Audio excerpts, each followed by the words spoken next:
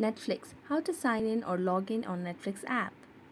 Hello everyone, welcome to this channel. I'm Emily and I'm here to help you out today. So without any delay, let's get started. Now first of all, make sure that you have downloaded or installed the application on your device, and if you have already installed it, then make sure that you have the updated version of the application on your device. So let's check if there are any updates available.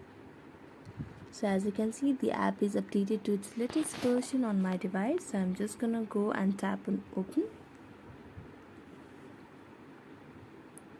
Now make sure that you sign into your account. So now in order to share your Netflix account with friends, they need to have a user ID or your account email or account access.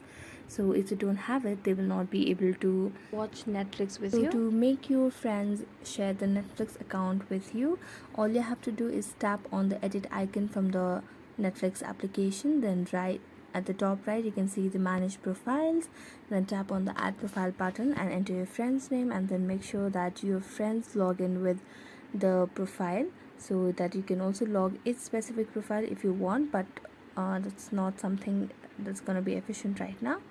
So that's it. Thank you so much for watching this video. If you enjoyed it, don't forget to like, subscribe and hit the bell notification for more updates. That's it for today, and see you next time.